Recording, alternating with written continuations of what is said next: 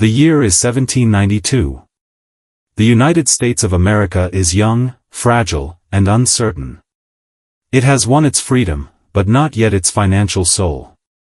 Across its states, people trade using Spanish silver, British pounds, Dutch guilders, and sometimes, even tobacco or livestock. This new nation may have a flag, a president, and a Congress, but it doesn't have money it can call its own. After the Revolution, the United States was drowning in debt.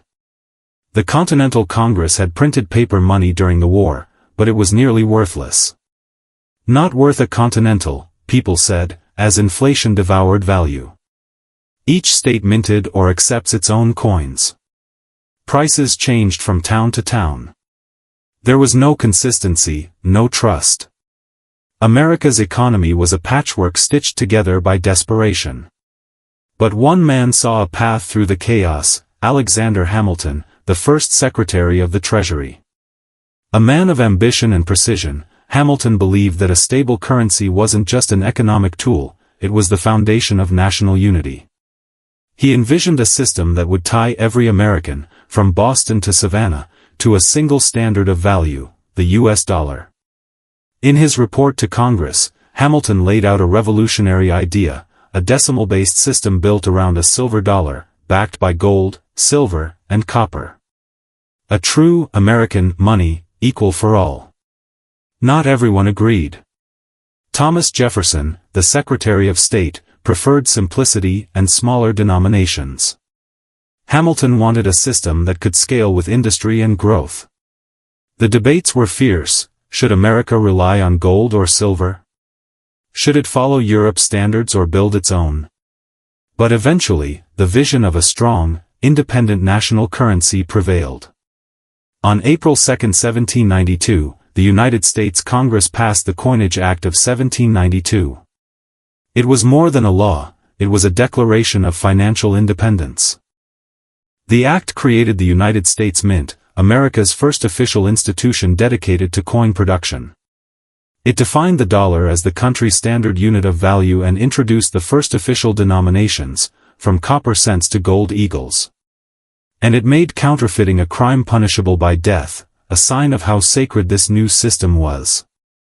In the heart of Philadelphia, the first mint building rose, a modest structure of brick and wood, filled with clanging tools and the scent of metal. President George Washington appointed David Rittenhouse, a respected scientist and patriot, as the mint's first director.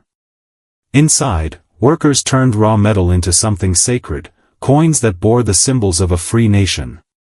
The first coin ever struck was the 1792 half-dime, a small silver coin rumored to be made from Martha Washington's own silverware. It was followed by copper cents, silver half-dollars, and gold eagles. Each design reflected the ideals of the new republic, liberty, independence, and the United States of America. The imagery of these coins told a story. Lady Liberty represented freedom and democracy. The eagle stood for power and endurance.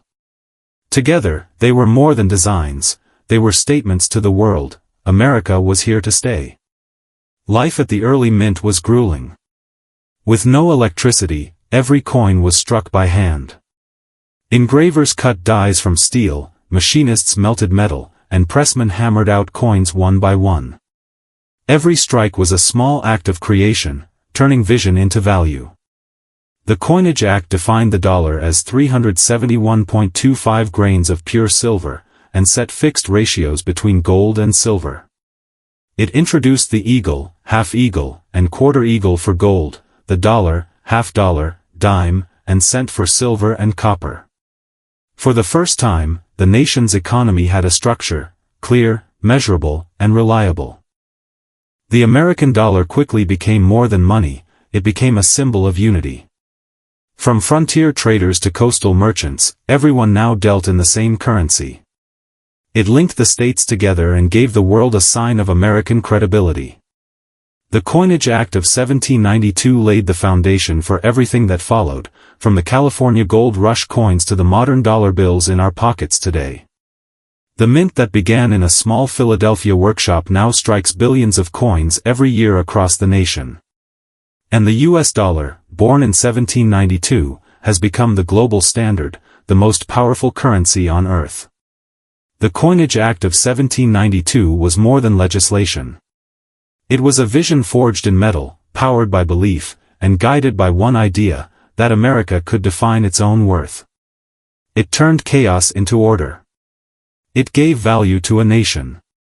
And more than 2 centuries later, every time an American coin rings, it still echoes the sound of 1792, the year America minted its future.